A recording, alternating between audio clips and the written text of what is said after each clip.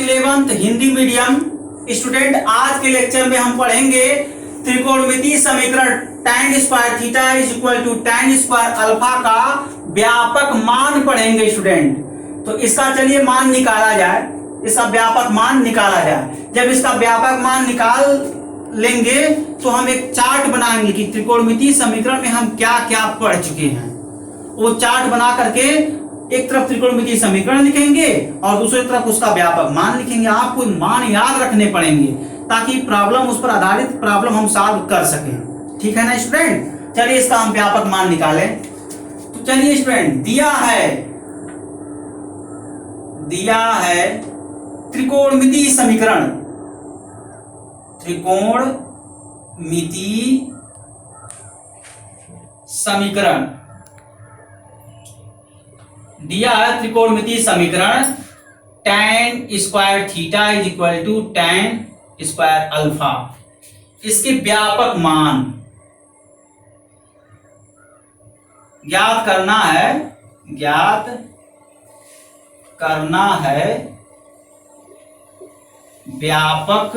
व्यापक मान ज्ञात करना है स्टूडेंट। ठीक है ना? इसके व्यापक मान निकालना है। तो चलिए आगे इसका एनालिसिस किया जाए। tan square theta is equal to tan square alpha.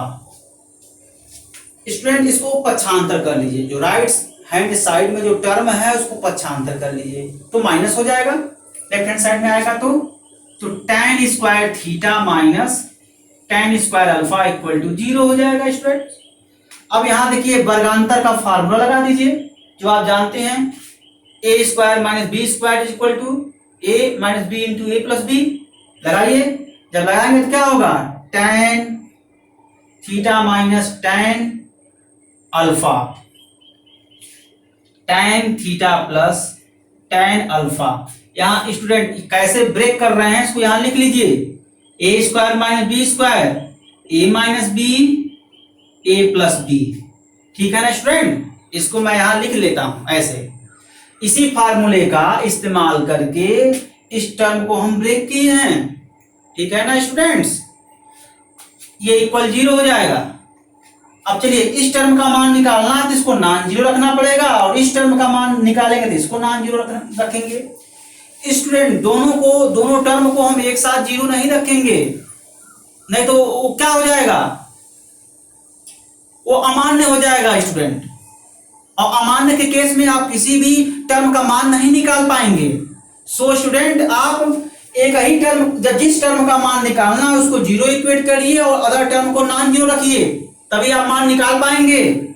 चलिए निकाला जाए, tan theta minus tan alpha equal 0, tan theta plus tan alpha non zero.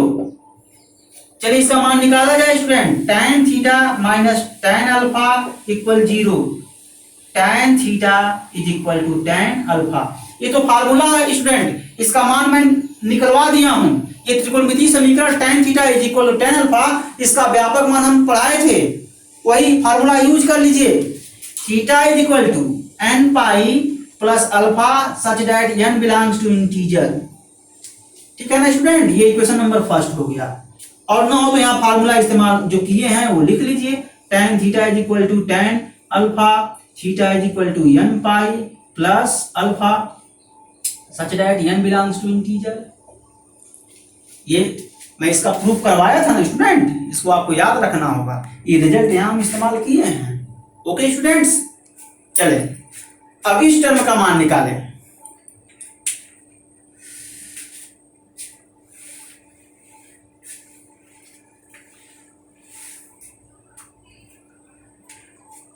क्या होगा स्टूडेंट? अब tan theta plus tan alpha equal 0। ठीक है ना student? tan theta minus tan alpha non zero. चलिए इसका मान निकाला जाए, tan theta plus tan alpha equal 0, tan theta is equal to minus of tan alpha. पक्षांतर कर दीजिए राइट हैंड साइड में, tan theta is equal to tan minus time of alpha. ये फार्मूला होता है student tan of minus theta is equal to minus of tan theta. ये formula पढ़े हैं। जब निगेटिव एंगल का tan फंक्शन लिया जाए तो minus time of tan theta हो जाता है। ये फार्मूला होता है स्टूडेंट। इसी फार्मूले का इस्तेमाल हम राइट हैंड साइड में किए हैं, तो ये लिख लिए हैं। यहाँ एंगल अल्फा है, यहाँ एंगल देखिए थीटा है, यहाँ माइनस टाइम है। तो जब माइनस एब्जॉर्ब हो जाएगा, देखिए माइनस एब्जॉर्ब मतलब ये टर्म प्लस हो जाएगा, देखिए प्लस है, और टाइम निगेटिव एंगल लिख देते हैं। वही काम यहाँ किए हैं हम। यही फार्मूला का इस्तेमाल इस टर्म में करके यहाँ लिखे हैं। ठीक है ना स्टूडेंट्स। और जब सब कुछ ठीक है तो आगे बढ़ जाइए। Theta is equal to N pi plus minus alpha such that N belongs to integer. ये स्टेप कैसे लिखे हैं? ये स्टेप हम tan theta is equal to tan alpha, theta is equal to N pi plus alpha such that N belong integer. इसका हम व्यापक मान पढ़ाए थे। इसके व्यापक मान का इस्तेमाल करके मैं यहां लिखा हूं। देखिए स्टूडेंट, ये अल्फा प्लस है तो यहां प्लस हो गया, ये अल्फा माइनस है तो देखिए ये माइनस हो गया। अब इसको थोड़ा ब्रेक करिए। जब ब्रेक करेंगे तो क्या होगा? Theta is equal to N pi minus alpha such that N belongs to integer. Equation number second हो गया। फर्स्ट और सेकंड को क्या करेंगे स्टूडेंट? एक साथ मिलाकर लिख लीजिए। तो अगला जो स्टेप है स्टूडेंट,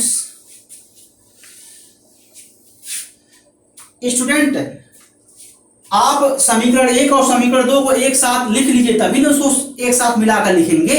जब आप एक साथ उसको लिख लेंगे, जब एक साथ मिलाकर लिखेंगे तो वो जो है आसान पड़ता है।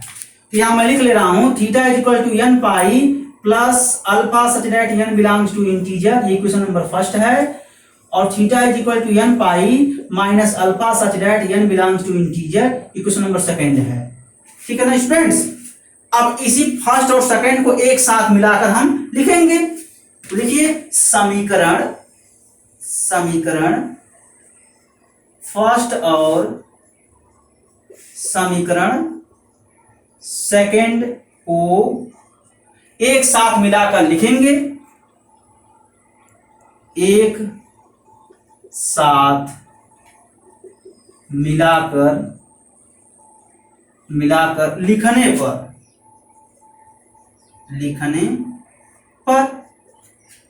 ठीक है ना स्टूडेंट। एक साथ मिलाकर आप लिख लीजिए।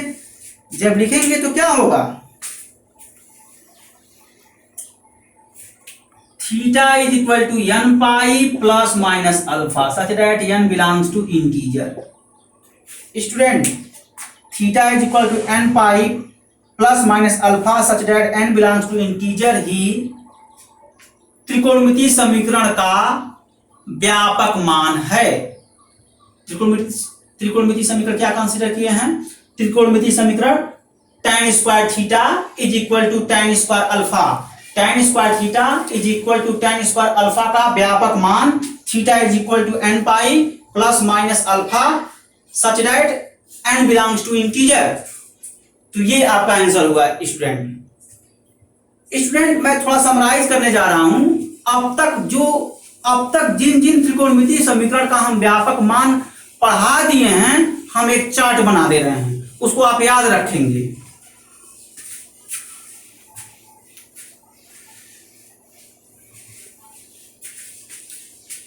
देखिए, त्रिकोणमितीय समीकरण,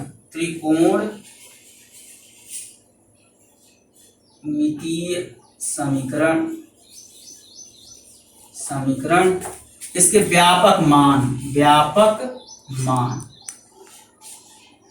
त्रिकोणमितीय समीकरण क्या है? पहला हम पढ़ाए थे sine theta is equal to sine alpha. इसका व्यापक मान theta is equal to N pi plus minus 1 dash to n alpha such that N belongs to integer. Second trigonometry equation क्या आता है students?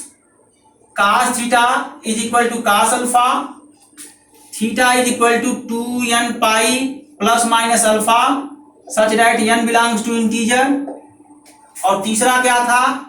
tan theta is equal to tan alpha, theta is equal to 2n pi, sorry student ये n pi होगा, n pi plus alpha such that n belongs to integer.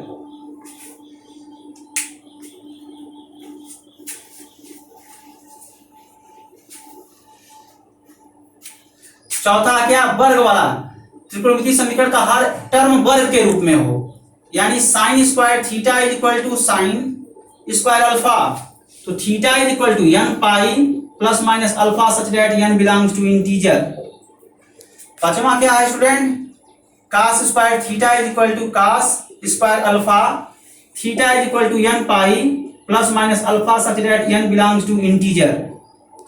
और छठा जो आज अभी तुरंत बताए हैं, tan square theta is equal to tan square alpha, theta is equal to N pi plus minus alpha such that N belongs to integer. इतना मैं पढ़ाया हूं स्टूडेंट, इतना मैं पढ़ाया हूं। इतने में से कोई भी प्रॉब्लम हो, किसी भी स्टेप में अगर दिक्कत हो रहा है तो आप हमसे फोन करके समझ सकते हैं, मैं आपको समझा दूंगा हर स्टेप, ठीक है ना। और इसके साथ ही साथ आपको त्रिकोणमितीय समीकरण है ये, और इसके व्यापक मान याद करने पड़ेंगे, तभी इसके कुछ कॉम्प्लिकेटेड प्रॉब्लम आप सॉल्व कर पाएंगे।